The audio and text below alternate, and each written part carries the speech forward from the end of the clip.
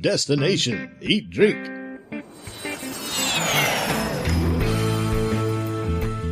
So would one of those be either the puto, P-U-T-O, or the suman? Because I read about both of those treats and they sounded delicious. Wait, funny thing. So, kavit for all your Spanish listeners or anyone who understands a little bit of Spanish. So, puto in Spanish, I don't know if you know this, Brent, is a very bad word. Uh-oh. Like if you call someone that in LA, you get shot, basically. Oh, okay. I know enough. Yeah. I know enough Italian to figure out what that probably means. So I didn't even put that together, and I should have before I opened my mouth. But funny enough, in the Philippines, the puto, which usually you would use for males, actually literally means a fluffy rice cake. Traveling the world to bring you delicious dishes, tasty beverages, and interesting experiences. This is the Destination Eat Drink podcast on the Radio Misfits Podcast Network. Welcome to Destination Eat Drink, the travel podcast for foodies, because the best part of any trip is what you eat. I'm Brent Peterson, and this week it's all about feeding that sweet tooth. We're sampling a dessert in Milan imported from Vienna, a sweet apricot tart in Switzerland, a frozen treat from Malaysia, the delicious purple ube from the Philippines, and so much more. Plus, why mini pastries are the best. And I'm starving, so let's eat. Destination Eat Drink.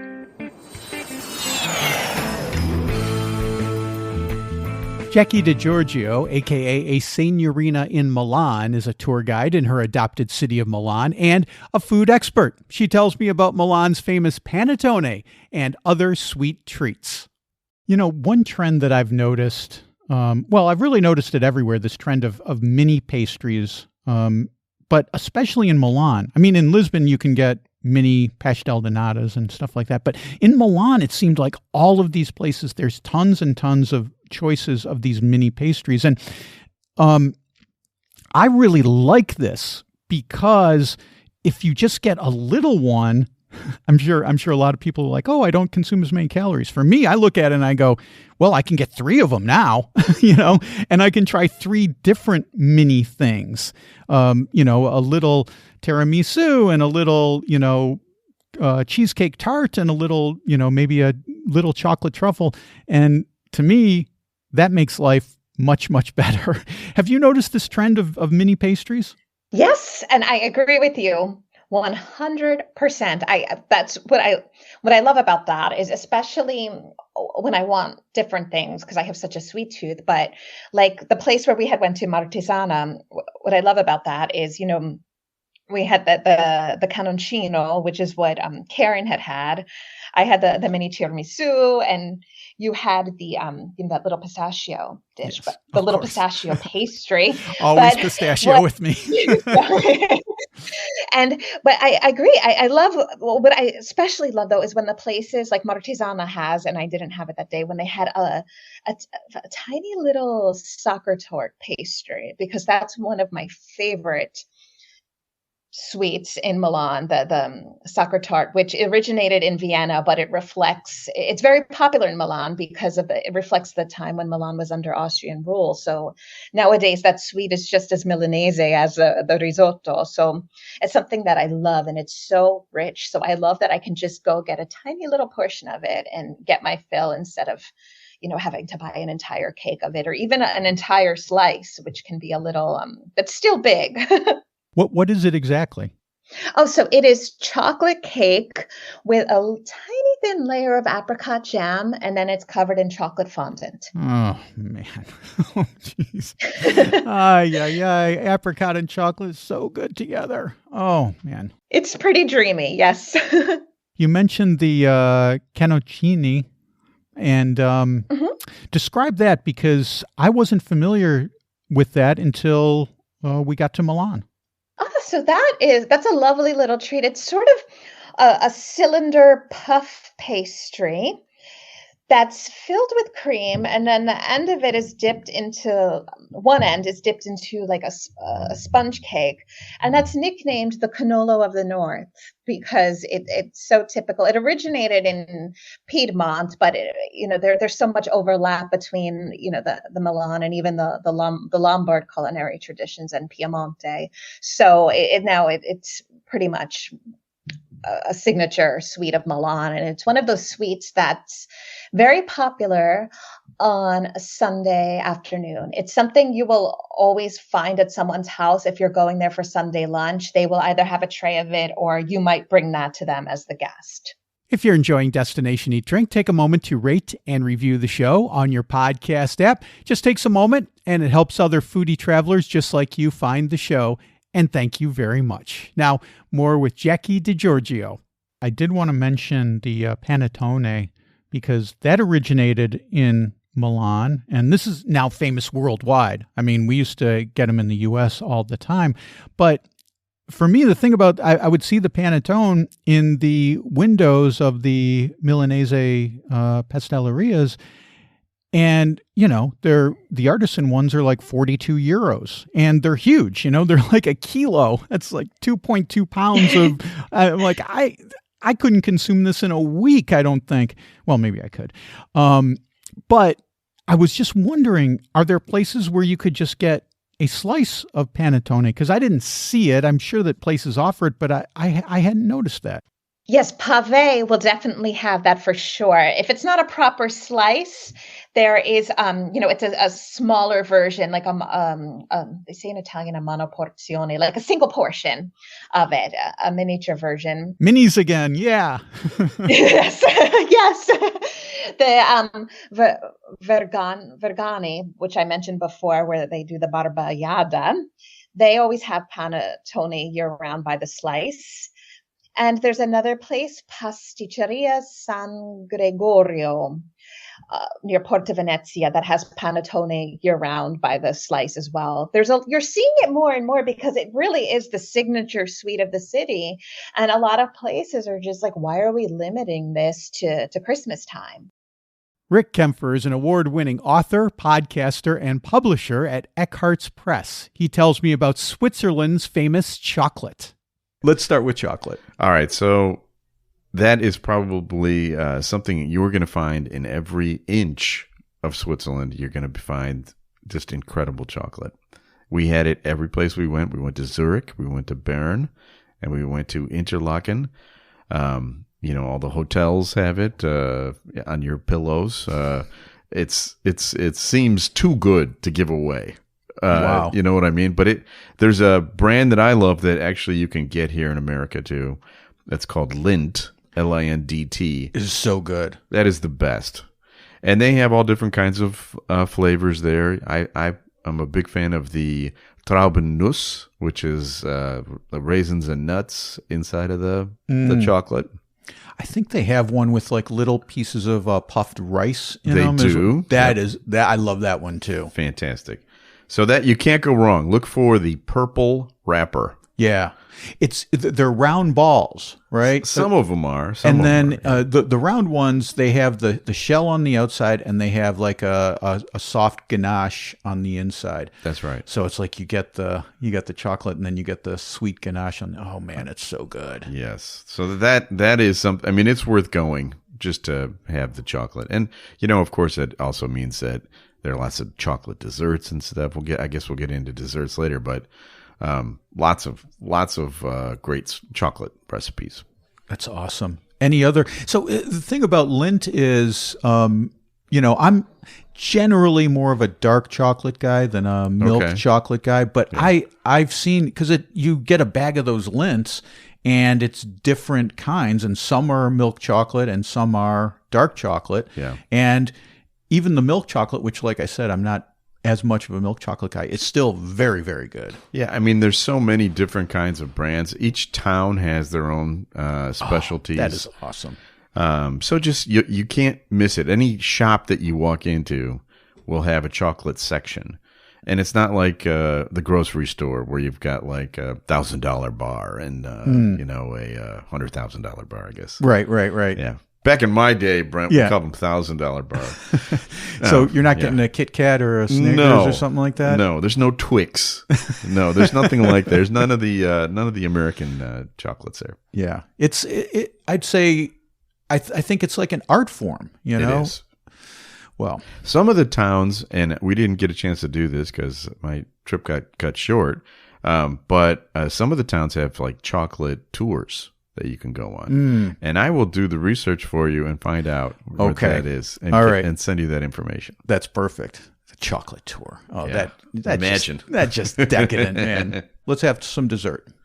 Okay, so I've got two favorites that I eat every time I go to Switzerland. All right, and one of them is called Aprikosenkuchen, which you can probably guess. Kind of German. Yeah, but it's apricot cake, basically. Yum. It's so good. I don't remember really seeing it in other places. Every time I go to Switzerland, I get it there. Oh, it's not, you don't see it in Germany. Not really. Okay. That's not, apricots are not really a big thing in Germany. But they are in Switzerland. So tell me about this. Is it like a tart with apricots on top, or is it apricots that are put into the batter to make it kind of richer and moister? It's a tart with apricots on top. Okay.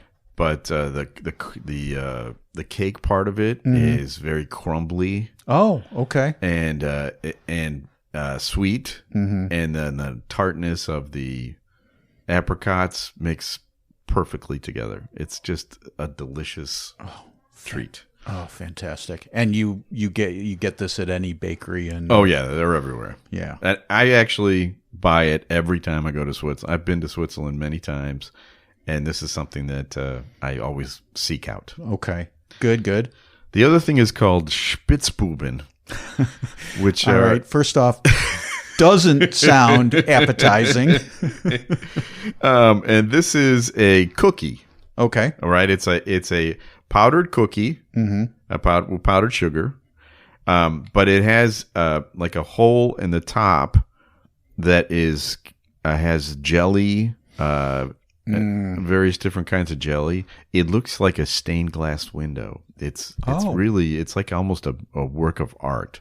Wow. And it tastes so good. You can get it in any flavor that you want. All right. Spitzbuben. Spitzbuben. I love the name.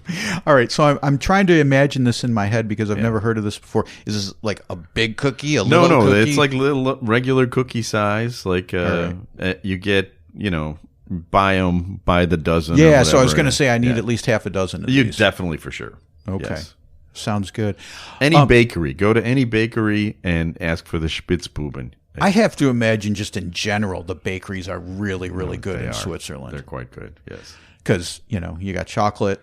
Yeah. You got Spitzbuben. My sister was on this trip with us, and every day she went to get the chocolate croissants at the bakery, which is, the little chocolate shake. I mean, they're all over Europe, but Right. they're so good. There's lots more food and travel at destinationeatdrink.com. I just published a brand new food and travel guide to Venice, Italy at buymeacoffee.com. There's the Venetian answer to tapas, so many different spritzes, and how to get into St. Mark's Basilica for free. Download your copy at buymeacoffee.com/destinationeatdrink. And speaking of Venice, I also posted a brand new video about Venice. If you want to take the most scenic trip from the airport to the city, watch me on a boat from the airport into Venice. And it's not even that expensive. Watch by clicking on the video tab at destinationeatdrink.com or go to my YouTube channel. That's youtube.com/@destinationeatdrink946. What are the prices like? I mean, I think Switzerland kind of has a reputation as being a very expensive country to go to. And that is a correct reputation. An assumption that you should believe in. It is very expensive. Okay. But if you know that How going much is a in- Spitzbuben? Well, the bakeries are not bad. Okay. And, the coffee places are not that expensive. You're getting a sip of coffee, though. So Espresso. yeah. Europeans and I their know. espresso. Pauline Lee is the founder of Simply a Knack, a food tour company that takes hungry travelers on culinary adventures in Malaysia. She tells me about some of the best treats to try in her country. And one thing to highlight in the morning is the kueh. Kueh is almost like the Western pastries. So you've got the French croissant, but in Penang you have the local kuehs, yeah, whether it's sweet or savory. And that's a very intrinsic preparation, long hours to prepare it. And to get a good kueh is not easy. What is the base of the kueh? Most of the time, it's from rice flour or glutinous rice flour and desiccated coconut.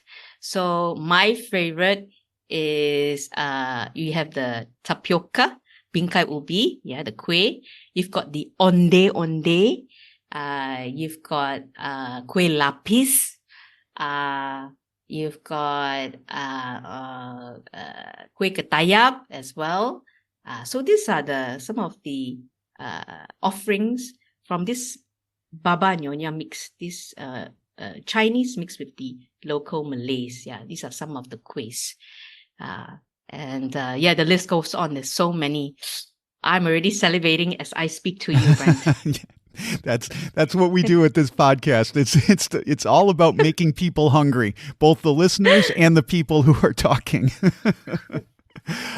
Speaking of desserts and sweets, I read about something called I think it's pronounced cendol, Cendol. Are you familiar with chendol. This? Chendol. Okay. Yeah. What can you tell me about this? So chendol is like shaved ice. The key ingredient is the coconut milk and the pea flour. Yeah. And then you've got pandan as well. Of course, that makes it green. Yeah.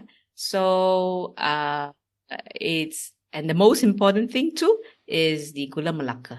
Yeah. The gula melaka syrup, right? To lace the ice. So it's something that the Indian traders probably brought.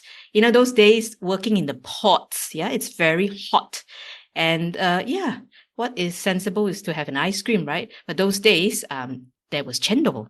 Yeah, and as I was reading about this, we lived in Hawaii for a little while, and that's what it reminded me of was shave ice. And you know, when you go to the real good shave ice places in Hawaii, they make their own syrups. They don't use the bottled syrups. And you can get all different kinds of flavors. I love the strawberry with the coconut. Is that the same with cendol? You can get different toppings, different flavors with it? You can get very creative. Of course, we always have the basics, right? So like I said, the basics is coconut milk. You've got the shaved ice, the palm sugar. Malaysians, we're very good at pimping up things. So you can pimp it up with a very, very good musang king, which is the durian, of course. So that makes the chendol exclusive or a bit more luxurious. Mm. And of course, you've got the grass jelly and the different types of colors as well. The syrup, like you said. But Malaysians' top favorite is with a slice of durian or 2 slices of durian. Mm. I love how you always bring it back to the durian. It's so popular. Gian from Explore Manila Tours tells me about sweets with a Spanish influence. When we were under the Spanish rule for the better part of almost 400 years, one of the main produce that they made us grow was a lot of sugarcane. So one of the positives that you could say that came out about it was everyone had access to sugar. So we put sugar in so many things. So we have so many sweet treats, great sweet pastries all over Chinatown. So would one of those be either the puto, Puto, or the suman? Because I read about both of those treats and they sounded delicious. Wait, funny thing. So cavite for all your Spanish listeners or anyone who understands a little bit of Spanish. So puto in Spanish, I don't know if you know this, Brent, is a very bad word. Uh-oh. Like if you call someone that in LA, you get shot, basically. Oh, okay. I know enough. Yeah. I know enough Italian to figure out what that probably means. So I didn't even put that together, and I should have before I opened my mouth. Yeah. But funny enough, in the Philippines, the puto, which usually you would use for males, actually literally means a fluffy rice cake. It was never a bad word here in the Philippines. Now, puto and what's that? The other dish that you mentioned? Suman. Suman. Yeah. So these are different variations of a bigger classification of Filipino sweets known as kakanin. So kakanin is a variety of rice-based cakes. Some of them are sticky and sweet. Some of them are smooth and sticky. Some of them are fluffy, kind of like, let's say, cornbread. Puto is actually very much like a cornbread. You can eat it as is. Or historically here in the Philippines, we pair it with savory dishes as well, like how you would eat cornbread with southern U.S. barbecue. So yeah, they're part of the kakanin classifications, and there's over I dare say over 1,000 variations of kakanin from all the different islands of the Philippines. What's your favorite sweet? Maybe from Chinatown or maybe not? From Chinatown, they're really famous for hopia. Hopia, how do I begin to describe it? It's a very dense and chewy, sweet pastry, historically stuffed with sweetened mung bean. But it also comes in red bean. It also comes in ube, which is the purple sweet potato, which is the Philippines is slowly getting famous for, and all sorts of different things. I've had like a hopia that's I just remembered. It could be akin to like a nice brownie in terms of like texture in the mouth and all that. So that's my favorite in Chinatown. In the Philippines in general, it depends on the mood, I would say. I think the average Filipino would always say halo-halo, which is one of our most colorful and famous Filipino sweets. But personally, for me, pastillas is one of my hands down favorite Filipino sweets. So think of it kind of like cheese curds, but much, much more creamy. And the thing is, unfortunately, nowadays, you will see pastillas made from regular cow's milk, which is yucky, to put it bluntly. Okay. The version that I'm just absolutely enthralled with is made from buffalo milk. And there's a big difference between regular cow milk and buffalo milk because buffalo milk is higher in fat content. Yes. So it comes out creamy and delicious and tasty, while the cow milk version comes out kind of like a cheese dipped in sugar, which is, while still good, not as good as the creamy buffalo milk one. So definitely pastillas made from buffalo milk or carabao milk, as we call the water buffaloes here in the Philippines. Something people should keep an eye on. I would love to try that. That sounds divine. You mentioned the abe, and this is getting very popular in the last few years. I think social media has a lot to do with it because it's so colorful and vibrant on your screen because of that because of that purple color. And I've seen it made into different kinds of treats. The abe itself, it's a relative of ube. Sorry. Of the sweet potato, right? So one thing I've seen has been the ube ice cream, but how else is it prepared? Are there other ways that it's served? Historically, the most common way that it was prepared was known as ube halaya. Now, if I am remembering it correctly, it's halaya comes from a Spanish word that kind of means jam. So you would get the ube, you would cook it down with coconut milk and a ton of sugar and maybe a little bit of cow milk or buffalo milk, and you just make it as smooth as possible. Like the smoothest purple mashed potato you can imagine, but sweet and creamy. And you just put them, you either put them in jars or you shape them kinda into like a loaf, and people would just eat it as is, like a nice little, smooth, chewy snack. And that was historically how we would eat it. Now, that was a very common treat during the Christmas season. And generally, it was only prepared in the Christmas season because it was such a lot of work. Nowadays, just from that halaya, that jam-like consistency, you can put it in so many things. You could stuff it into croissants. You can mix it with ice cream mix. You can pipe it into all sorts of different pastries. You can mix it with like halo-halo and all sorts of different dishes. That's how you see ube used nowadays. It's especially within the last 10, 15 years, I've seen people get so creative with that base ube jam. Okay, there you go. The Philippines sounds delicious. You can book a tour with Gian at exploremanilatours.com. Jackie DiGiorgio is at senorinainmilan.com. Rick is at eckhartzpress.com, and Eckhartz is spelled ECKHARTZ. And Pauline Lee, she's at simplyanak.com. That's ENAK. Well, that's it for this week. Next week, we're in Spain and France and Antarctica with penguins and Christine Van Blockland as she tells me about the latest season of her award-winning show, Curious Traveler. Make sure you're subscribed to Destination Eat Drink so you don't miss that. Destination Eat Drink is distributed by the Radio Misfits Podcast Network and Ed Silla. Thanks, Ed. I'm Brent Peterson, and I'll see you down the road. Join us next week for another culinary adventure on Destination Eat Drink, a presentation of the Radio Misfits Podcast Network.